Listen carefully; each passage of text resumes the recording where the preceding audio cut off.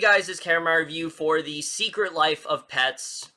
And what The Secret Life of Pets is essentially about is basically we follow a bunch of pets who, when their owners leave, obviously they come to life, they speak and things like that, and we mainly concentrate, though, on this character of Max. Max is someone who he's a very loyal dog, he has this great owner, everything just going great for him, but then this other dog arrives in the form of Duke, and Duke kind of gets the same treatment that Max gets, but even better, and Max feels obviously very challenged by Duke. He tries to put him in harm's way and things like that. And basically, after a bunch of mishaps, they end up lost in the city. So the rest of the pets have to rally together to rescue them. And that's really all I'm going to say. So, Secret Life of Pets. I know, it's been like 3 years since this movie has come out, but I'm gonna be for real with you. When this movie came out, it was at a time when I just didn't watch as many movies. I didn't go out of my way to see as much as I do now. But I've been wanting to watch it for a while, because I actually was interested in the movie, I remember the trailers I thought were pretty good, and I thought it could be kind of like a cute film, so I was interested in seeking it out. I knew that the second one was coming out, and I knew I had to watch this one, and I have to say, I honestly could have just left it unseen, because this really isn't anything that great. I really was not that big of a fan of this very much at all. There definitely are things I like about it, and we'll get into that, but let's just start off with the cast. And I'm going to be for real with you, there's not much to talk about here. There really isn't. There's not really an actor that stuck out to me. I think for the most part, everyone did do a really good job.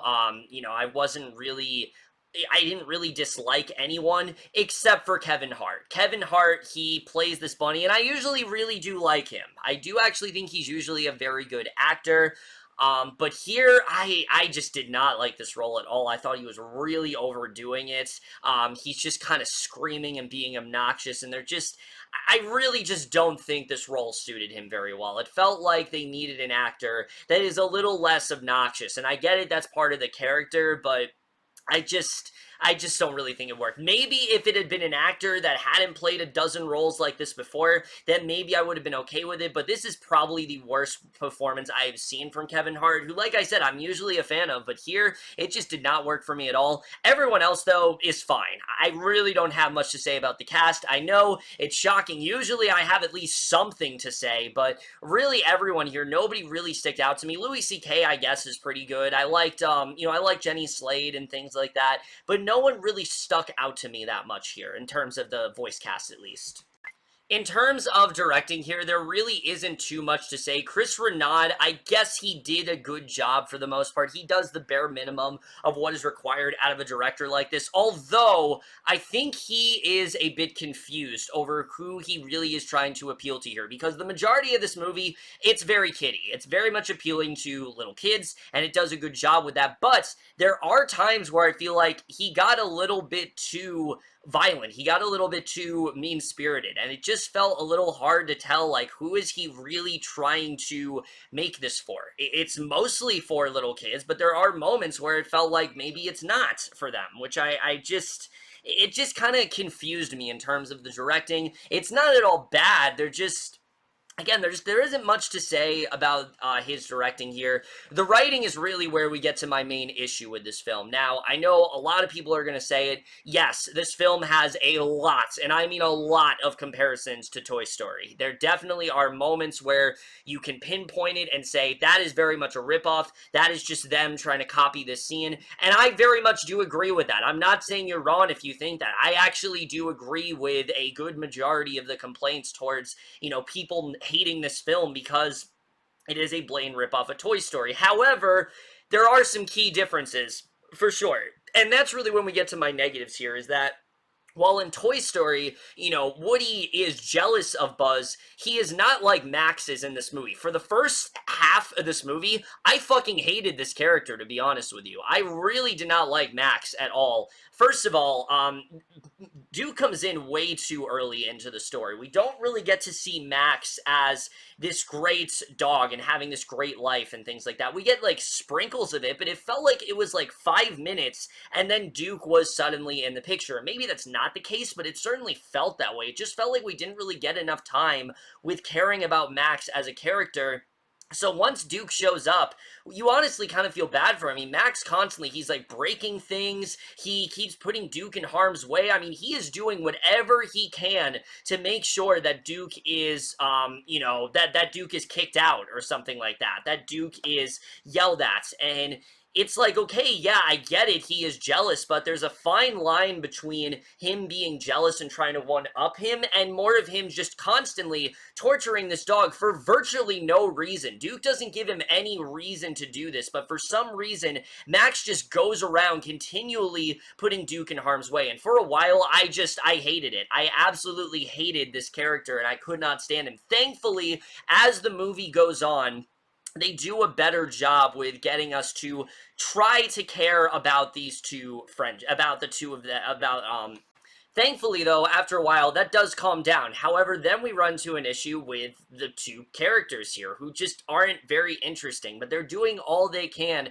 to try to sell me on their sort of bond that they have in the movie. And I will say, there is one moment with Duke that is genuinely kind of touching, and I think they do a good job with that for the most part, but as a friendship, I just don't really care. They don't give me enough of a reason to, and you just can't go from Max basically wanting to kill Duke, going as far as to put him in harm's way, to him suddenly caring about him. It didn't work. They needed more time to establish it, and it just did not work for me at all. And that leads me to my biggest complaint of this entire film. There is not a single character in this film that I gave a shit about. I thought all of them were very underwritten. I thought they were all just very one note. You have, Jenny Slate's character, who's just the love interest for Louis C.K. She wants to track down Max and things like that, and that's really all she is. You have, like I said, Duke, who's just kind of like perfect, and there's not really anything wrong with him. You have other characters here and there, and then you have the villain, who is so one note. It is Kevin Hart's character, and he's so one note in this film. I just did not give a shit about him at all. I didn't really care about any of these characters, and that is a problem again, because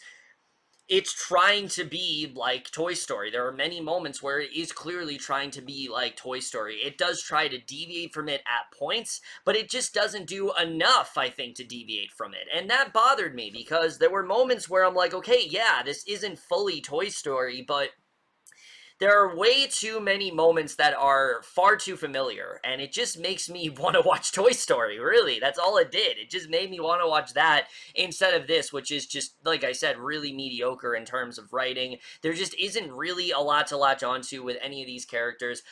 Also, in terms of comedy, really none of these jokes really worked for me very much at all. I really didn't find anything here all that funny. I think kids will definitely like it for sure, but just for me, there really isn't much here in terms of comedy that worked. It's very kiddie, and it's one of those films that, like I said, the humor is very strictly for kids, and you definitely do see that here for sure.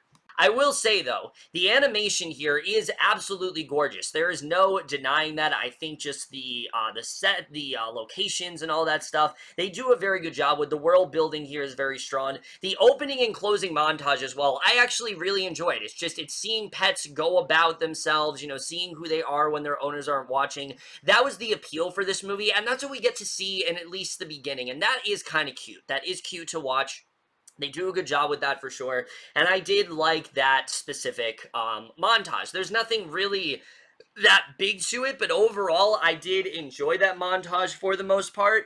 So yeah, the animation is really good here. I definitely will give it that, and the score is really good. The score is by Alexander Desplat, and it's much better than this movie deserves. You'd honestly, hearing the score, it sounded like a Pixar movie or something. Like, that's how good it was. This is a composer that always puts 110% into basically every project that he works on. It really does show here. I ate up this score, and it's one of those movies where I don't like the movie, but I will listen to the score because I do think it's legitimately that great, and I really did love the score here. And the editing, this movie is way too short. I think definitely, look, I was very bored throughout the majority of this movie, but I think what they needed to do, like I said, they needed to spend more time with Max before Duke comes in there, because once he comes in there, Duke comes in, very quickly they're kidnapped by these other animals, and it's very hard to latch onto.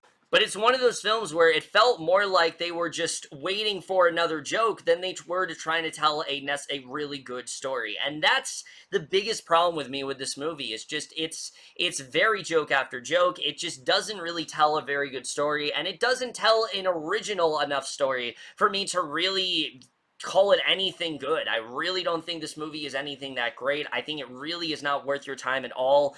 I don't really I mean, I heard it did well, like, financially, but I don't really understand, like, why it needs a sequel. I don't really see what else we can really do.